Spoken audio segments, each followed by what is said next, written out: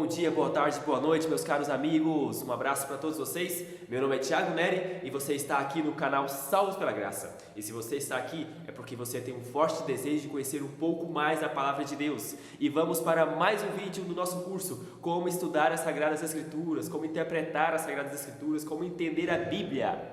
E vamos começar.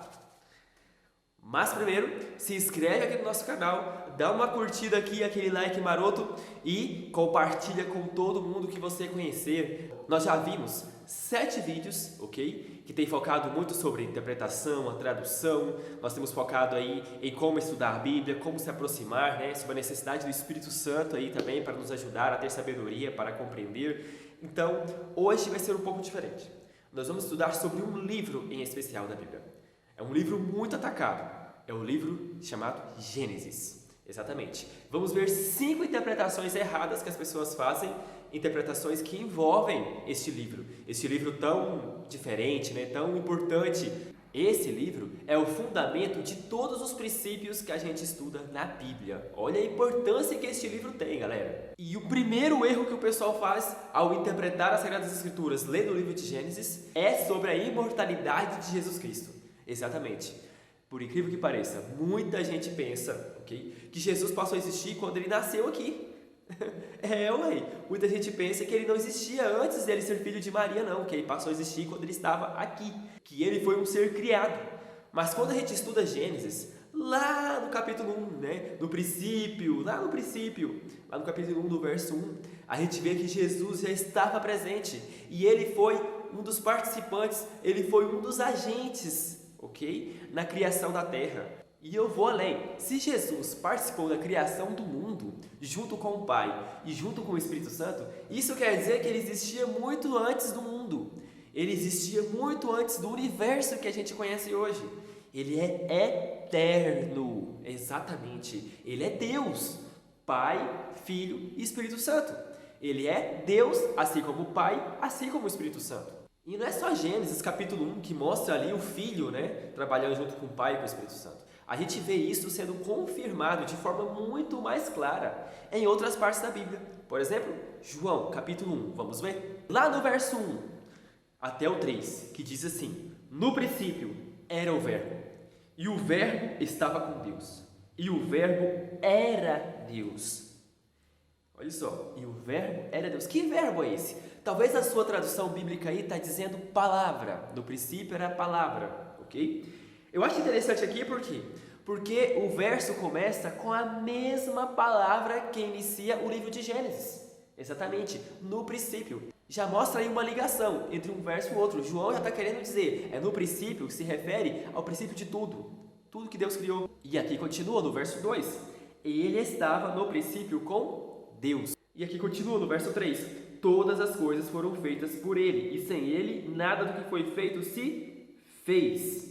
Então, galera, aqui a gente vê que no princípio, na criação de todas as coisas, o Verbo estava com Deus, Ele era Deus, e todas as coisas foram feitas por Ele. Foi Ele que foi o agente da criação.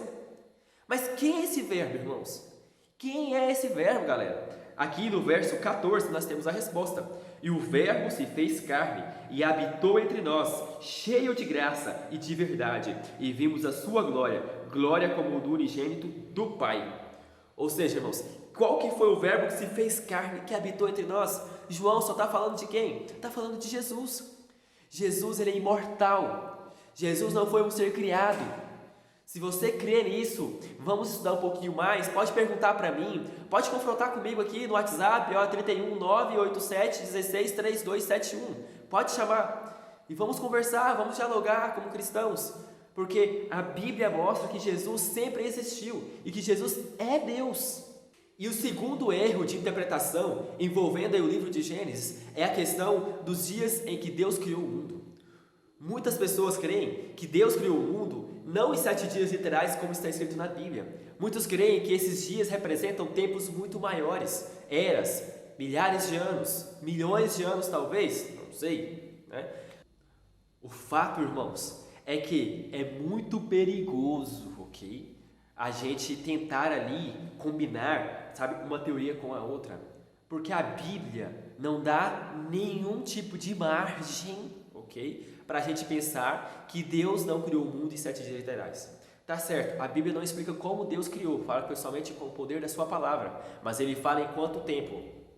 A Bíblia é bem clara. Quando fala primeiro dia, segundo dia, terceiro dia, na Bíblia, eles usam a palavra yom, uma palavra hebraica chamada yom, ok? E essa palavra yom é dia literal, incluso quando é usado depois do número cardinal, primeiro, segundo, terceiro e quarto.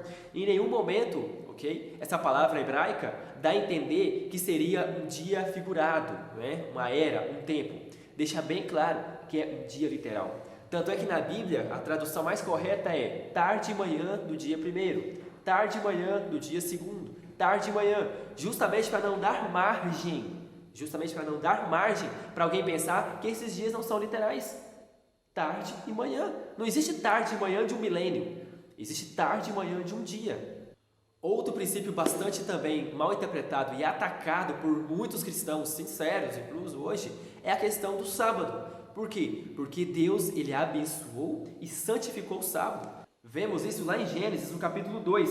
Assim, pois, foram acabados os céus e a terra, e tudo que neles há. E havendo Deus terminado no 7º dia a sua obra que tinha feito, descansou nesse dia de toda a obra que tinha feito. E Deus abençoou o 7º dia e o santificou, porque nele descansou de toda a obra que como Criador tinha feito. Ou seja, ele descansou, ele abençoou e santificou. Ele descansou por quê? Porque ele cansa? Não, porque ele nos deixou um exemplo.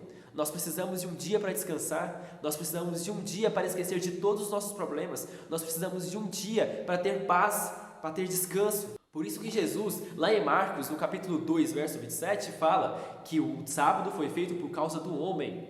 O sábado foi feito em nosso benefício. O sábado foi feito para a gente ter saúde, foi feito para a gente ter um momento para ficar conectado 100% com Deus. O sábado foi feito para ser um dia especial para a gente, foi um presente que Deus fez para nós. E um outro princípio muito atacado, muito mal interpretado por muitos cristãos sinceros, é justamente o casamento. Lá em Gênesis, no capítulo 2, verso 23, diz assim: E o homem disse: Esta, afinal, é o osso dos meus ossos, e a carne das minhas carnes será chamada varoa, porque do varão foi tirada. E lá no verso 24 diz: Por isso o homem deixa pai e mãe, e se une à sua mulher, tornando-se vós dois uma só carne. As pessoas hoje distorcem muito o casamento, distorcem muito como é que é a formação de uma família. Algumas pessoas defendem a homossexualidade, mas a Bíblia deixa bem claro que o casamento é entre um homem e uma mulher, para que eles possam se reproduzir, para que eles possam ser felizes, para que eles possam ter prazer juntos, para que eles possam ter uma vida juntos, unidos, sendo uma só carne. E o quinto e o último princípio, muito atacado pela Bíblia, é a doutrina da salvação. Existe uma ligação muito forte entre a criação, a queda e a promessa de salvação. E, consequentemente, a conclusão dessa promessa, o cumprimento dessa promessa lá na cruz. A questão, irmãos, é que quem defende o meio termo entre os dois, o evolucionismo e o criacionismo, esquece de um detalhe, que a morte surgiu somente após a queda. Exatamente, após a queda do homem. Se não entrou o pecado no mundo, se o mundo já foi criado desse jeito e ele está evoluindo, acaba não existindo também a necessidade de salvação. Acaba também não existindo a necessidade de Jesus morrer aqui na cruz, pois a gente acaba não acreditando que a morte veio aqui na terra por meio do pecado, já que supostamente a morte sempre existiu desde o princípio da criação. Não havendo assim, então, razão para que Jesus morresse aqui na cruz por nós para nos resgatar de algo que sempre existiu. E pior ainda, se a morte sempre existiu, nada nos faz acreditar de que Deus vai realmente nos dar a vida eterna. E Paulo, lá em Romanos, capítulo 5, verso 12, diz assim: Portanto, assim como por um só homem entrou o pecado no mundo, e pelo pecado veio a morte, assim também a morte passou a toda a humanidade, porque todos pecaram. Ou seja, não somente Gênesis defende que a morte entrou por meio do pecado e que o ser humano está só caindo e não está evoluindo, o Novo Testamento também diz o mesmo. Paulo também, não só nesta passagem como em tantas outras, também diz o mesmo. Vamos, irmãos, deixar de nos enganar. Vamos parar de tentar inventar teorias, ok? Cuidado quando a gente tenta harmonizar a ciência com a Bíblia. Que Deus te abençoe. Um abraço para todos vocês. Se você está aqui até o final, parabéns, hein? Se inscreve aqui no nosso canal, se você não está inscrito. E muito obrigado se você já se inscreveu. Curte aí e compartilhe com todo mundo. Um abraço, hein? Tchau, tchau.